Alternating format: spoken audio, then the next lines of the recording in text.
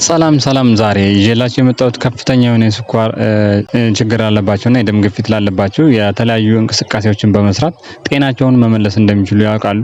ስለዚህ ዛሬ ይዤላችሁ የመጣሁት አካላዊ እንቅስቃሴ ወይም ደግሞ ሃይ ኢንቴንሲቲ ከፍተኛ የሆነ ኢንቴንሲቲ የሚያስፈልገውን ስፖርት ወይም ደግሞ በቀን ውስጥ ለ15 ደቂቃ ብቻ ስፖርት በመስራት የደም ግፊትና የስኳር መጠናችንን ማስተካከል እንችላለን።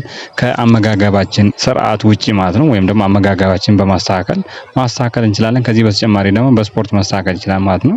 ስለዚህ ሃይ ኢንቴንሲቲ ማለት እኛ በ15 ደቂቃ ውስጥ የሚሰራ ስፖርት አይነት ነው። ምክንያቱም ጊዜ ለማይኖረን ሰዎች ይሄ በጣም ወሳኝ ነው። ስለዚህ 15 ደቂቃ ማለት አንድ ሰው ለ30 ሰከንድ በጣም ኃይሉን ተጠቅሞ ማንኛውም አይነት ስፖርት ሩጫም ሊሆን ይችላል፣ ፑሽ አፕ ሊሆን ይችላል፣ ምንም አይነት ስፖርት ሰራ በኋላ ለ60 ሰከንድ ያርፋል።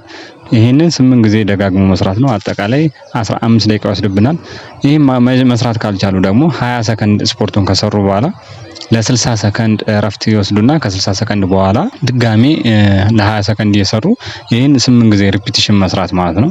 ስለዚህ አንዳንድ ሰዎች በጣም ሲያቅታቸው 7 ሰከንድ ሰርተው ወደ 1 ደቂቃ ሊያርፉ ይችላሉ። ከ1 ደቂቃ በላይም እስከ 5 ደቂቃ ሊያርፉ ይችላሉ። ስለዚህ እንደ አቅማችሁ አይታችሁ መስራት አለባችሁ ማለት ነው። 7 ሰከንድ ከሰራችሁ ደግሞ ከ7 ሰከንድ በኋላ ለ20 ሰከንድ በኋላ 7 ሰከንድ ብትሰሩ ስፖርቱን ማለት ነው።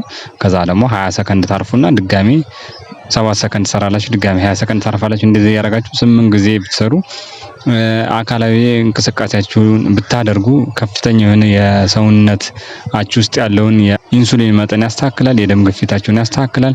ስለዚህ ይሄን በየቀኑ ብትሰሩ አንደኛ ጊዜ አይወስድባችሁም፣ ሁለት ደግሞ ቀላል ነው።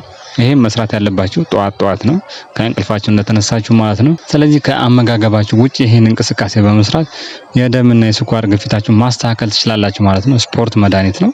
ይሄ የታወቀ ነው። በየትኛውም ሳይንስ ዘርፍ ብትሄዱ፣ በየትኛውም የሕክምና ዘርፍ ላይ ስፖርት ዋና ተፈጥሯዊ መድኃኒት ስለሆነ ይሄን በመስራት ጤናችሁን መመለስ ትችላላችሁ። ከዚህ በተጨማሪ ደግሞ በሌላ ቪዲዮ ስለ አመጋገብና እንዲሁም ደግሞ አንድ ላይ አያይዤ ስለ ስፖርቱም ሌላ ቪዲዮ እንሰራላችሁ ይሆናል። በዛሬው ዕለት የተዘጋጀሁበት በስፖርት ብቻ እንዴት ጤናችሁን ማስተካከል እንደምትችሉ ነው። ይሄ ለማንኛውም ጤነኛ ሰውም ይሆናል። ግን በተለይ ደግሞ ቶሎ መፍትሄ ለማግኘት ይሄ ሃይ ኢንቴንሲቲ የሚባለውን ስፖርት ብትሰሩ ጤናችሁን ማስተካከል ትችላላችሁ ማለት ነው። ቪዲዮን ከወደዳችሁ ላይክ ማድረጋችሁ እንዳትረሱ።